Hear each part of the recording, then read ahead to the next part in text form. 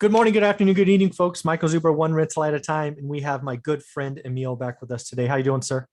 I'm great. Happy Monday. Good to be here. Thank you, buddy. Something we've been doing for the last seemingly 3 or 4 months, maybe even 6 months now, is every week we have been reviewing a different city across the country, usually a major metro. But what we decided to do in this episode is kind of consolidate, summarize kind of the main traits across 22 or 23 different cities. This ought to be interesting. I'm not sure what we're going to see, but I look forward to it. Got anything to say before we bring it up? No, this is going to be good. I'll add some notes as we're going through it because I think it's important to have a little bit of context, but let's just hop right in. Yeah, let's do it. Show us what you got. All right. So here's the spreadsheet, which, by the way, Michael, I think you have the link to, or if you don't, I'll give it to you and we can maybe link it in the comments for people who want to access this. Yeah, you know what? Yeah, send me the link one more time. I'm sure I have it, but I don't remember where it is. So cool. I'll send that over to you so everyone has access. Okay, I appreciate that. So it looks like it's sorted by name alphabetically, so that's cool. Yep. All right, that's where we're at. So what do we got? Median single family home. Is that the 80% or is that the median number?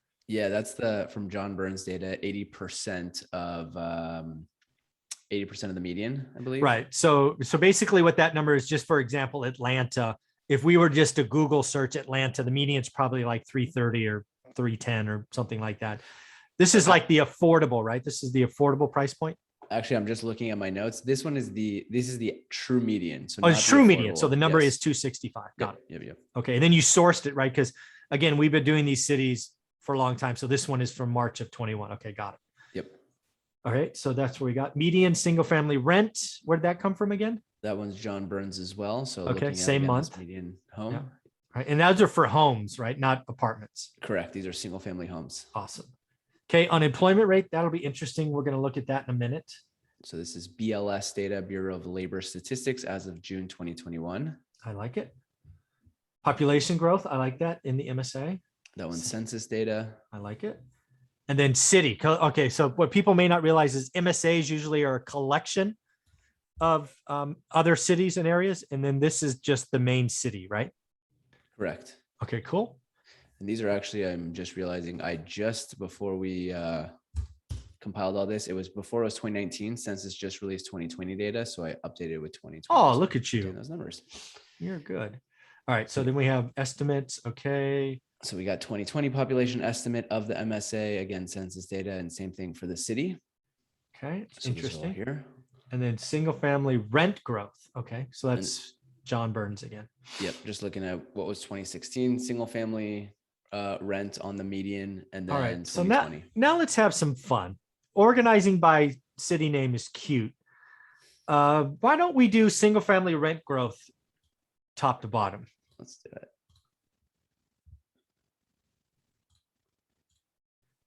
All right. So Atlanta and Kansas City come in with highest. How many? Oh my God. We have 4 above 20, 5 above 20. You got Atlanta, Kansas City, Jacksonville, Memphis, Tampa. Fun note for me on Tampa. I had a single family rental there that I bought, I think in 2018 or 2019. And I was thinking, oh man, Memphis, not looking like a great market. I wanted to consolidate. I was in too many markets. Sold by Memphis, and then they just have an insane run over the last year or two. So remember folks, timing never works. It makes you a bad investor when you try to time markets. So sometimes you can outthink yourself, huh? Very true. So all right. And then if we go to the bottom, we got, I mean, I've been doing this a long time. 10% rent growth is not normal. And what we have here is the smallest rent growth is, knocking on the door. You round it up, they're all 10%. Yep. Folks, inflation is real. The CPI numbers are not encapsulating this. I keep telling you in the daily financial news, this is like a boiling pot that is just starting to simmer. It's about to become a problem. So, okay. So that's rent growth.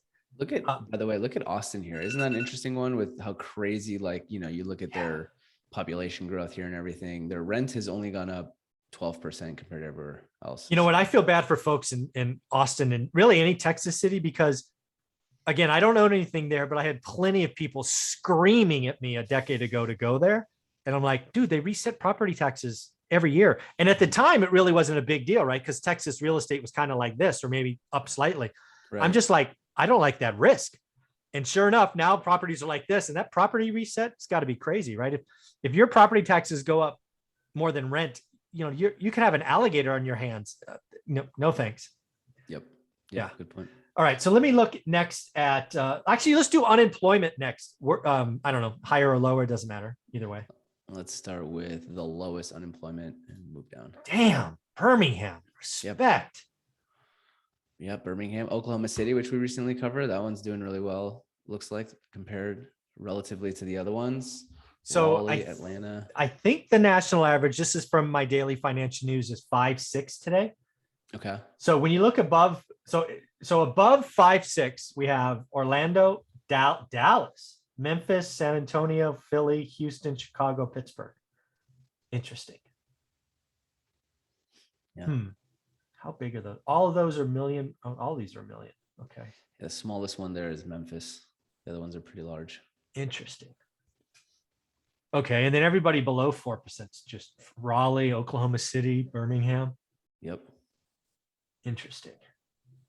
Well, this is fun. Let's look at population growth. Who's negative? All right, let's start with MSA. So MSA is the big number. So we got Pittsburgh, Cleveland, and Chicago as negative between 2010 and 2020. Well, that's, I don't know. Chicago's probably not really called the Rust Belt, but certainly Pittsburgh and Cleveland are, I believe. And again, don't blame me if I'm wrong. That's what I hear. Okay. I don't know either, so I can't help you out there. Can't dispute. Just go with it. All right. So we have two like Detroit MS, and St. Louis, like basically the same. So I don't know. I would bet you those 5 cities, 1, 2, 3, 5. They're all within what, 200 miles of each other, 300 miles. Yeah, they're pretty close. I think Pittsburgh is maybe the only one that's a little bit further, but that's all like in the central, north central, I guess. Yep. Yeah. One besides Pittsburgh. Okay. All right, cool. Let's look at the city. There's a couple more cities, I think. Yeah, let's do low to high. So Detroit, St. Louis, Cleveland, Birmingham, Pittsburgh, and Birmingham. Chicago. Oh, that's interesting. Because so Birmingham, they're positive on the MSA, but the city itself has gone down a little bit. So and they've had rent growth of 18%. Yeah. That's weird. So maybe it's just suburb. Maybe. I don't know how Birmingham's set up. Maybe the city is really small. And then I know St. Louis, where I invest, the city is much smaller than the MSA. Got it. Yeah, folks, if you invest in Birmingham, let us know what you're thinking. Again, I don't know anything about it, but it looks like you have crazy rent growth, but it looks like the city is shrinking. So maybe it's, like you said, just a small city. I don't know. Could be. Yeah, but yeah, we got a lot more. So then who's above 10%? So it starts with Houston. This is population growth, right? That's yeah. Crazy. Let's go the city. Let's go the other way. Let's start with the highest. So we got Austin. No surprise. Damn, there. That's nuts. 26%. Yeah, on the city. Wow. We got Charlotte, Atlanta. I mean, these are, we're not nothing new here. I'm sure these are on everyone's radar. They make the top 10 lists all the time. You got Orlando, Tampa, San Antonio, Raleigh. That is crazy Columbus, growth. Oklahoma City, man, we've covered a couple factors, and we covered that. That was the last city we covered. They got some interesting stuff going on. Yeah, I've had some people reply in the comments to those cities, and they're like, "Do you know what hail looks like?" I'm like, yeah, I've seen hail. Do you know what hail looks like? The size of golf balls? No. Do you know what this does to roof? No. I'm guessing bad things. That's what a couple people said in the comments. I thought it was funny. That's the interesting thing. It's like every single market, right? Yeah. It has these amazing things. And then you can look at it and someone can tell you 5 negative things. And I think that's like one of the important things to keep in mind is there is no such thing as like the perfect market. Yeah. Do your homework, folks. But yeah, apparently Oklahoma has the hail the size of golf balls, which I have never seen. And frankly, I don't want to get hit with that. That sounds painful. Yeah, I never want to see that in my lifetime. Yeah, I don't have to see that. I'm good. All right. So the other thing we wanted to do is I wanted to just create an artificial cap rate. Again, cap rate is not something I look at when I look at single family homes, but I know we did some math. So why don't we share that column and then show them the math? Okay. So we had it hidden here. We're going to show, let's start high to low, shall we? Yeah, but let's explain the math first. Yep. Okay. So we have, so this is how I calculated cap rate here. So I took the rent times 12, because again, that's a monthly rent, and then I times it by 0.6. Again, you could do whatever you want here. Why I did 0.6 is I wanted to remove 0.4 or 40% for expenses. That could be seen as high, but you got to remember, I believe most people are going to do out of state. So you have property manager. And again, if you wanted to adjust this to 0.65, you could.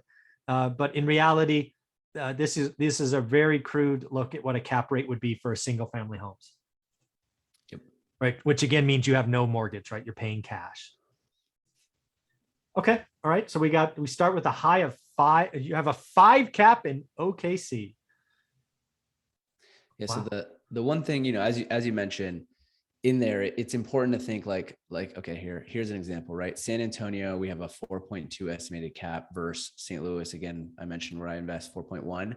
I know for a fact, St. Louis has higher cap rates just because they have lower property tax, and San Antonio is a growing city. So it's like less risky. So the cap rates are, typically lower. These are very rough. crude, assuming all things to all people. And it's just, again, do your own math, but I wanted to just see if I put apples to apples, which maybe is not the right thing to do, but yeah.